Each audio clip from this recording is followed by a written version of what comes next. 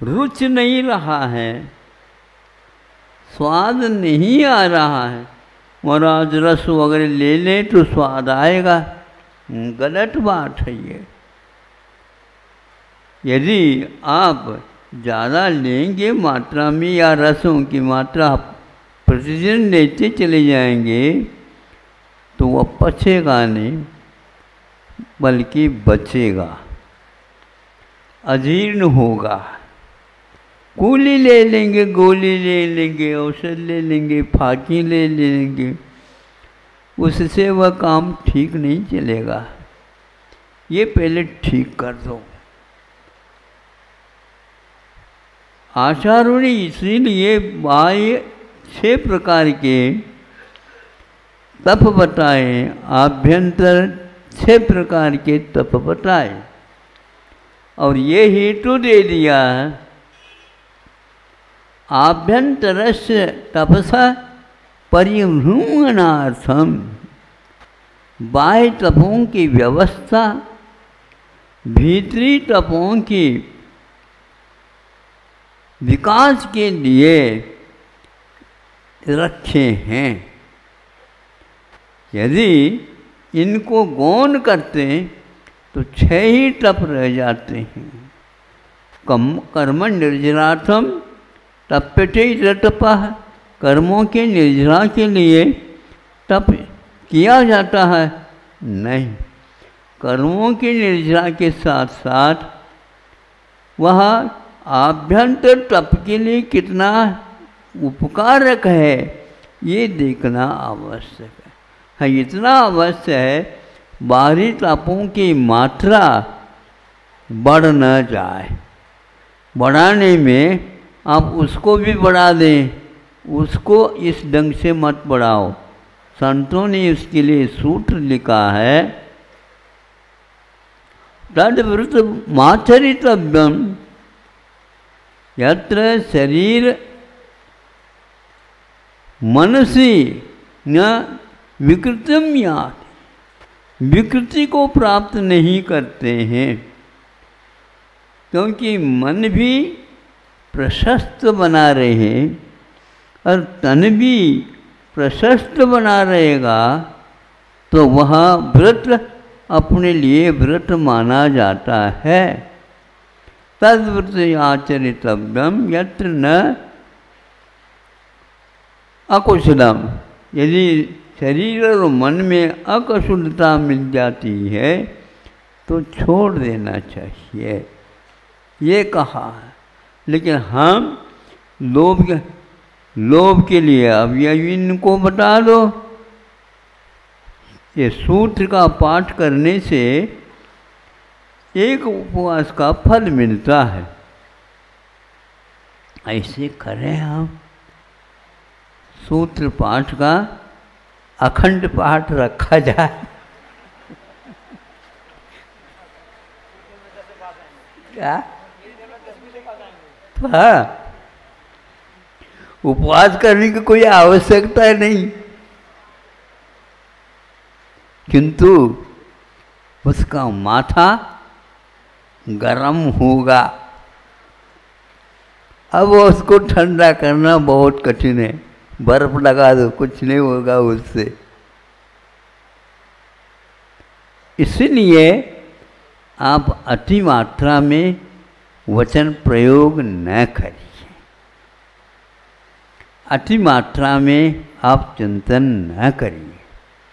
आज के बच्चे कोचिंग सेंटर जाते हैं, माता पिताओं का इसके लिए आग्रह रहता है, बेटा कोचिंग सेंटर को भी जाना है और नंबर उससे ज़्यादा बढ़ेंगे आप। वो लोभ में आ जाता है लड़का, और विद्यालय भी जाता है। सुनने में आया था, अन्यथा न ले, मैं केवल यहाँ कोई पत्रिका में सुन लेता हूँ तो आपके सामने रख देता हूँ ताकि आप उस ओर भी ध्यान दे सके। तो उसमें यही था कि विद्यालय में जो दिया जाता है विषय, वह कोचिंग सेंटर में नहीं दिया जाता, और कोचिंग सेंटर में जो दिया जाता है वह विद्यालय में भी मिलता नहीं है। ऐसी स्थिति में दोनों को वह हाजिरी दे देता है, उसका माथा गर्म हो जाता है। बेटा अमृत धारा लगा लेना बीच बीच में।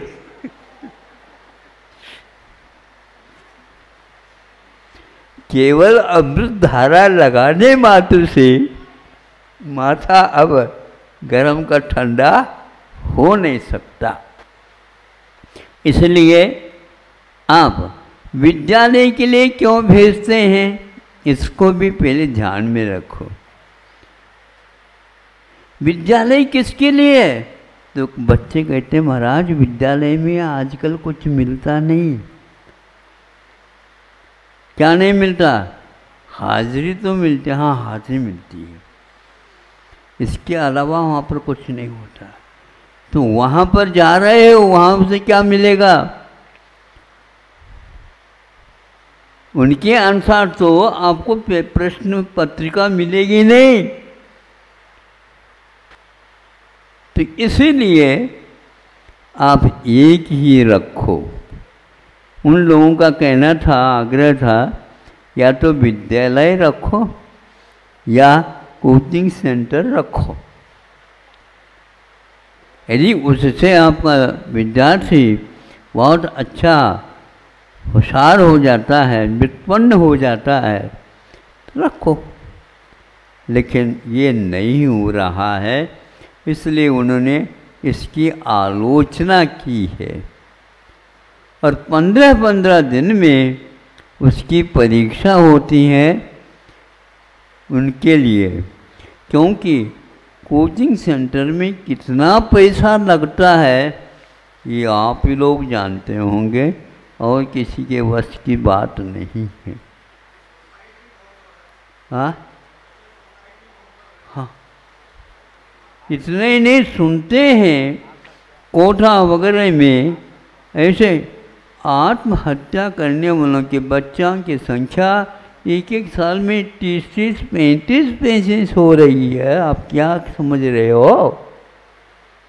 कोई बीमारी आई क्या? नहीं, ये उसकी कृपा है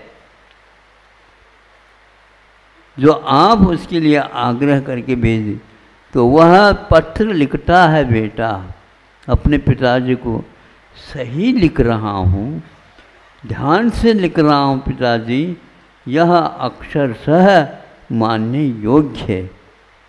मैं अभी वहाँ नहीं आ सकता, और यहाँ पर रहूँ तो मैं कितने घुटन के साथ रह रहा हूँ, इसका मैं वर्णन नहीं कर सकता। यहाँ पर इतना संताप, ये ताप हो जाता है कि भोजन भी अच्छा नहीं लगता, क्योंकि भूख ही मर जाती है। ऐसी स्थिति में आप क्या करना चाहते हो? महाराज आशीर्वाद दो, बच्चा बिल्कुल ठीक हो जाए, बहुत होशियार है। भाई होशियार तो है, लेकिन उसके लिए दुगना यदि पाठ्यक्रम रखोगे तो क्या होगा? नहीं होगा कि घी खाने मात्र से पहलवान नहीं बनता, और घी खा लो और देख लो मैं पहलवान बनाए क्या नहीं। पागलपन है ये। धीरे धीरे इसकी कटु आलोचना भी पत्रिका में हो रही है, और आकाशवाणी इत्यादि के माध्यम से भी उसका प्रचार प्रसार हो रहा है।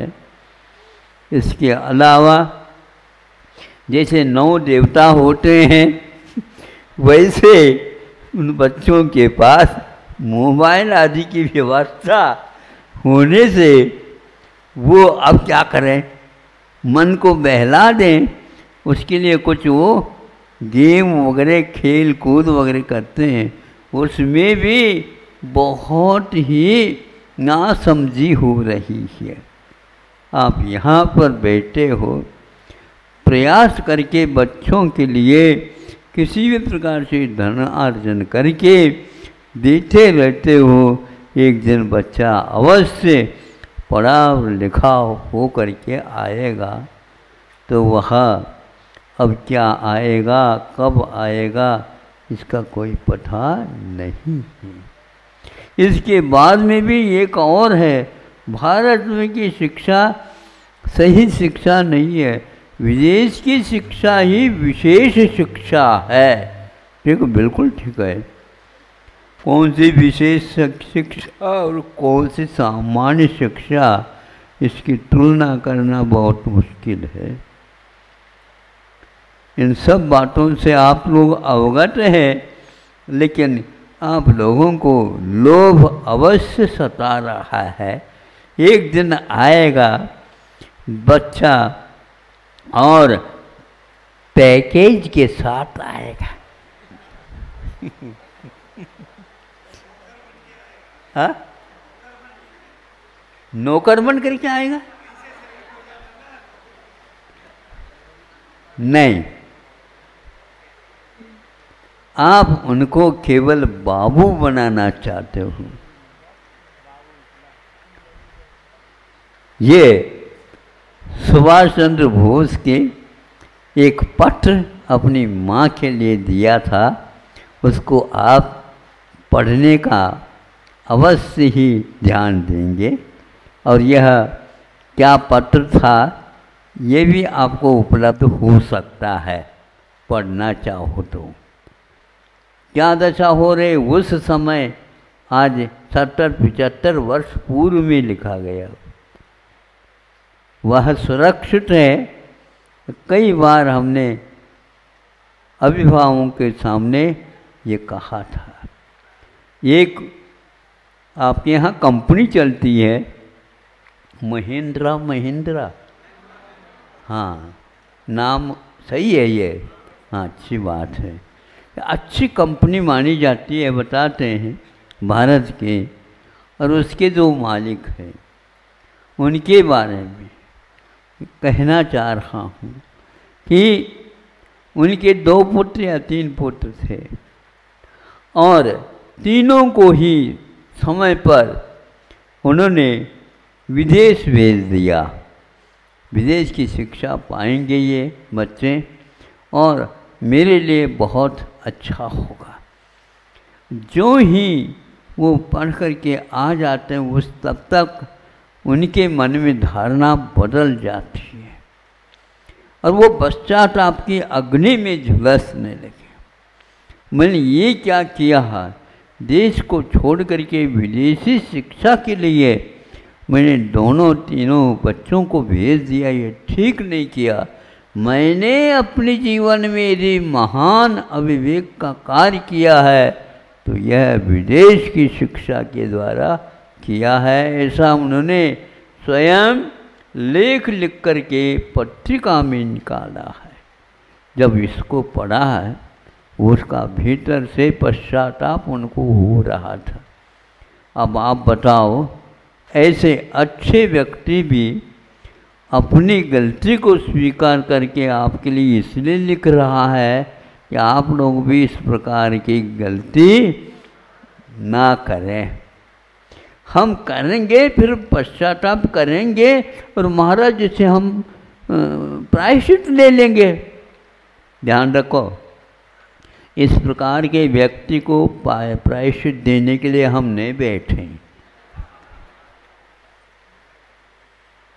हाँ, इसी प्रकार हानि होती चली जा रही है। आपको लोभ से अवश्य बचना चाहिए। जो बच्चा चयनित करने में अक्षम है, चयनित का मतलब चुनाव करने में, उसको कभी भी आप अपनी तरफ से किसी एक वस्तु के चयन के लिए नियुक्त मत करो।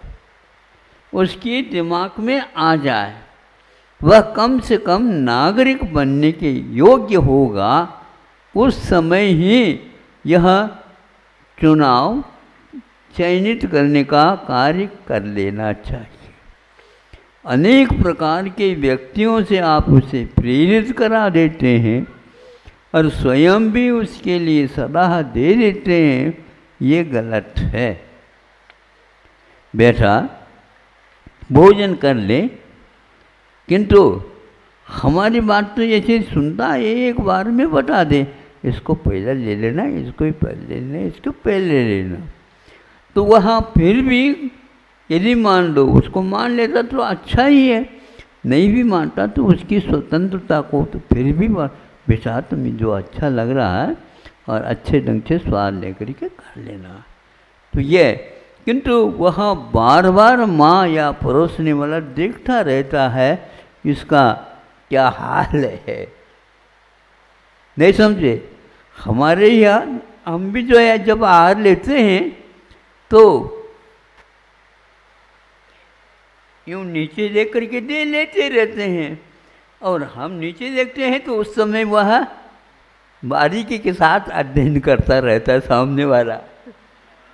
जो ही थोड़े से मुख थोड़ा सा ऊपर हो गया, इधर हो जाएगा वो, क्योंकि वह देखना नहीं चाहता, फिर भी देखना चाहता। आपको कहा जाता है इधर उधर देखना नहीं, किंतु निगाह तो रखना। आपसे हम पूछना चाहते हैं, देखने को और निगाह को क्या अंतर है बता? है बहुत अंतर है। अच्छा हाँ मतलब ये हुआ कि देखना अलग सामान्य वस्तु है, निगाह रखने का अर्थ निरीक्षण करना। हाँ ये बात है, पहले पढ़ाई में आता था ये, कोचिंग सेंटर में कोई निगाह नहीं है कोचिंग सेंटर में।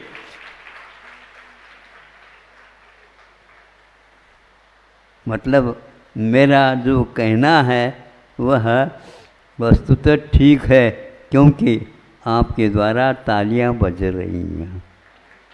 बार बार नहीं बजाना, दोबारा बजाने का कोई मतलब नहीं था, इतना ही था कि निगाह रखना ये मुझे बहुत अच्छा शब्द लगता, भले ही ग्रामीण शब्द हो लेकिन वह शहरों से बचाने में पर्याप्त है।